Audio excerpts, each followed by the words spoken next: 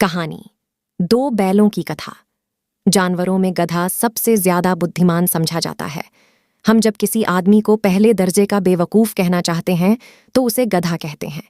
गधा सचमुच बेवकूफ है या उसके सीधेपन, उसकी निरापद सहिष्णुता ने उसे यह पदवी दे दी है, इसका निश्चय नहीं किया जा सकता। गायें सींग मारती हैं, ब्याही हुई गाय तो अनायास ही सिंहनी का रूप धारण कर लेती है। कुत्ता भी बहुत गरीब जानवर है, लेकिन कभी कभी उसे भी क्रोध आ ही जाता है, किंतु गधे को कभी क्रोध करते नहीं सुना, न देखा। जितना चाहो गरीब को मारो, चाहे जैसी खराब सड़ी हुई घास सामने डाल दो, उसके चेहरे पर कभी असंतोष की छाया भी नहीं दिखाई देगी।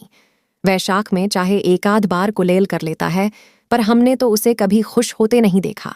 उसके चेहरे पर स्थायी विषाद स्थायी रूप से छाया रहता है।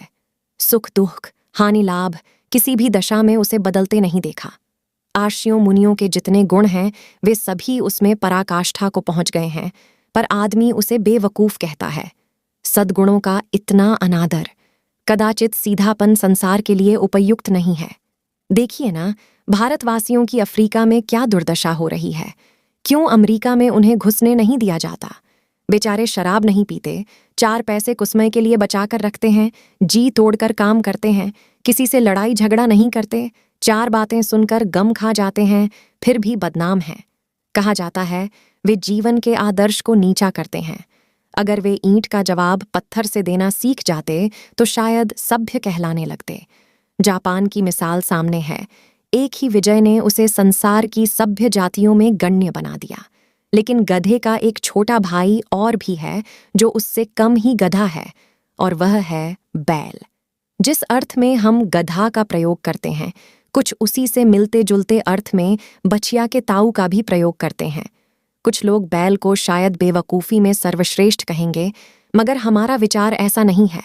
बैल कभी कभी मारता भी है, कभी कभी अड़ियल बैल भी देखने में आता है, और भी कई रीतियों से अपना असंतोष प्रकट कर देता है, अतएव उसका स्थान गधे से नीचा है।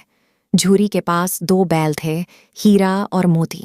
देखने में सुंदर, काम में चौकस, डील में ऊंचे। बहुत दिनों साथ रहते रहते दोनों में भाईचारा हो गया था। दोनों आमने सामने या आस पास बैठे हुए एक दूसरे से मूक भाषा में विचार विनिमय किया करते थे। एक दूसरे के मन की बात को कैसे समझा जाता है, हम कह नहीं सकते। अवश्य ही उनमें कोई ऐसी गुप्त शक्ति थी जिससे जीवों में श्रेष्ठता का दावा करने वाला मनुष्य वंचित है। दोनों एक दूसरे को चाट कर सूंघ कर अपना प्रेम प्रकट करते। कभी कभी दोनों सींग भी मिला लिया करते थे, विग्रह के नाते से नहीं, केवल विनोद के भाव से, आत्मीयता के भाव से। जैसे दोनों में घनिष्ठता होते ही धौल धप्पा होने लगता है। इसके बिना दोस्ती कुछ फुसफसी, कुछ हल्की सी रहती है।